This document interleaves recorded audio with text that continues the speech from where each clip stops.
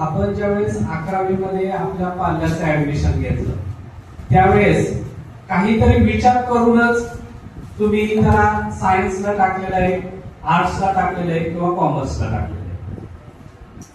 तर मी विद्यार्थ्यांना नेहमी सांगत असतो की आर्ट्स, कॉमर्स आणि सायन्स याच्यामध्ये चांगलं किंवा वाईट असं काहीच नाही. तीनही शाखा या समान लेवलवरती आहेत.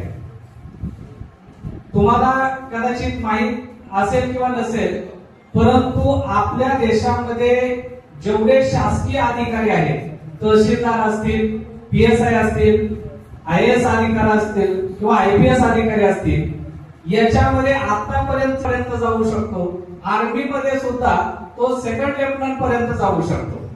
त्याच्यामुळे आपला विद्यार्थी आर्ट्सला आहे म्हणजे तो काहीतरी कमी आहे असं कोणी समजायचं कारण नाही. आणि त्यामुळेच आम्ही या वर्षीपासून म्हणजे गेल्या 3 वर्षापासून आर्ट्सच्या विद्यार्थ्यांसाठी वेगवेगळे उपक्रम राबवतो. त्यांचा दृष्टिकोन थोडा वेगळा आहे. म्हणजे पालकांचा म्हणण्यापेक्षा सर्वच लोकांचा आर्ट्स कडे पाहण्याचा दृष्टिकोन वेगळा आहे. की आर्ट्स मध्ये काहीतरी कमी असतं, कमी टक्केवारीच्या विद्यार्थ्यांना आर्ट्सला ऍडमिशन घ्यावं लागतं, असा जो दृष्टिकोन आहे तो आपण पूर्णपणे बदलून टाकला पाहिजे.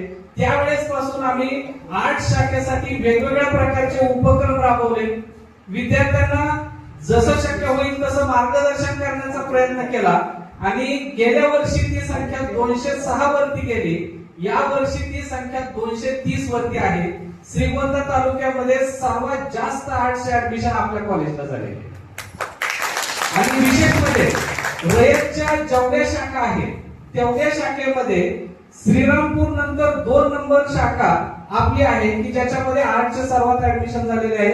आणि फक्त आमच्याकडे ऍडमिशन होण्यासाठी हा उपक्रम नाही, तर त्याच्यातून आपण विद्यार्थ्यांना काय देतोय, कारण आम्ही स्वतः आर्ट्सचे विद्यार्थी आहोत. या व्यासपीठावरती बसलेले जास्तीत जास्त आर्ट्सचे विद्यार्थी आहेत आणि आर्ट्सचं जे महत्व आहे ते आपण समजून घेतलं पाहिजे.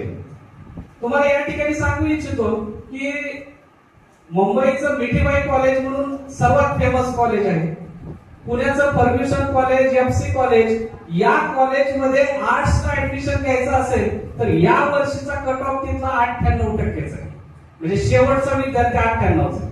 मग ते विद्यार्थी आर्ट्सला 98% वरती ऍडमिशन घेतात म्हणजे काहीतरी कारण असल्याशिवाय घेत नाही, ते लक्षात ठेवा. आणि त्यामुळे आपला विद्यार्थी आर्ट्सला आहे म्हणजे तो काहीच करू शकतो. शिर्डीमध्ये हॉटेल आहे, त्या हॉटेलचा मॅनेजर होता. बोलता बोलता त्यांनी विचारलं, सर तुमचा विषय कोणता आहे? म्हटलं इंग्लिश. म्हणजे इंग्लिश बोलणारे तुमच्याकडे जेवढे चांगले मुलं असतील ते आमच्याकडे द्या, आम्ही त्यांना नोकरी देऊ आमच्या हॉटेलमध्ये. म्हणजे काय म्हणून नोकरी देणार? म्हणजे वेटर म्हणून नोकरी देतो, रूम बॉय म्हणून नोकरी देतो. आणि म्हणजे पगार किती देणार? ते म्हणजे ते त्यांचं इंग्लिश जर चांगलं असेल आणि कम्युनिकेशन चांगलं असेल तर आम्ही 1 लाखापर्यंत पगार देतो. म्हणजे शिक्षण किती लागते? म्हणजे आम्हाला शिक्षणाशी देणं गेलं नाही. एक लक्षात ठेवा की आपले इंजिनियर 5-10 हजार रुपयावरती नोकरी करत असताना वेटर जर महिन्याला 15 लाख रुपये पगार घेत असेल तर शिक्षण पद्धतीमध्ये दोष नाही तर आपल्या विचारामध्ये दोष आहे असं म्हणायला काय हरकत नाही. कारण आपल्या मुलाचा इंटरेस्ट कशामध्ये आहे हे जर आपण जाणून नाही घेतलं तर आपल्याला आपण त्याला त्या पद्धतीने मोल्ड करता येणार नाही. तसं पाहिलं तर गौतम बुद्धांच्या आई वडिलांना सुद्धा त्यांना राजा करायचं होतं, परंतु झाले का राजे? नाही. ते त्यांच्या पद्धतीनेच घडत असतात हे लक्षात ठेवा.